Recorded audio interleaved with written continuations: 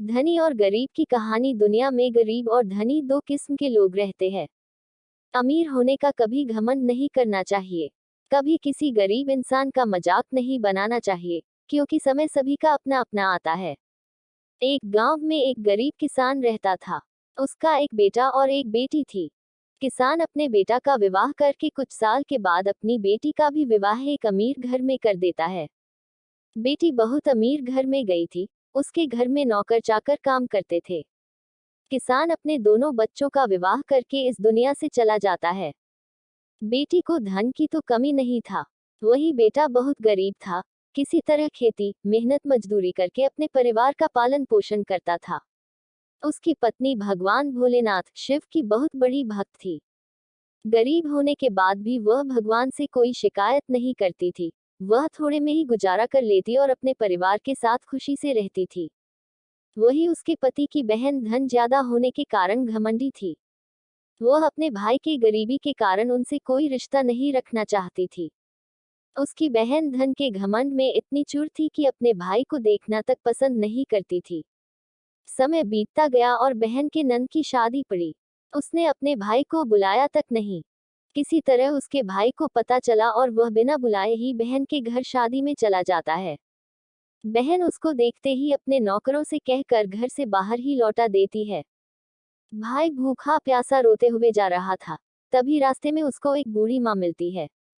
उन्होंने ने उस भाई से पूछा, बेटा क्यों रो रहे हो? इतने में वह अपनी सारी डैकदाई कहानी बताता है। बूढ़ी माता ने उसे समझाकर चुप होने को कहती है।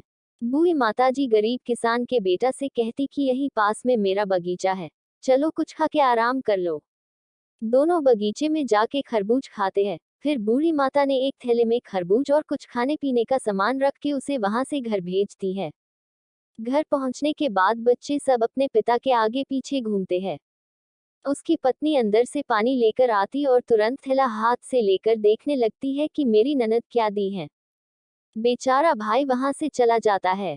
उसकी पत्नी जैसे ही उस खरबूज को काटती खाने के लिए उसमें बीज की जगह हीरे मोती चमक रहे होते हैं। वह बहुत खुश होती है देखकर। फिर अपने पति के पास जाकर कहती कि दीदी को हमारी गरीबी देखा नहीं गया है, इसीलिए इतने सारे धन दी हैं। बेचारा किसान भाई सोच में पड़ जाता है और किसी से कुछ कहता नहीं है। अब बेचारा भाई भी बहुत धनी और पैसे वाला हो गया।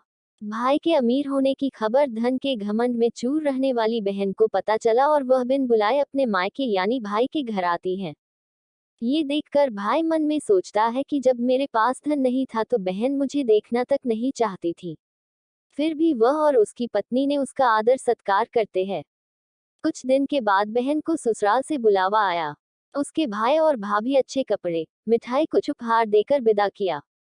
इतना सब देखकर उसकी बहन की आंखों में आंसू आ जाते हैं। उसको समझ में आ जाता है कि धन ही सब कुछ नहीं है, अच्छा स्वभाव और दिल का बड़ा भी होना चाहिए। दिल फुल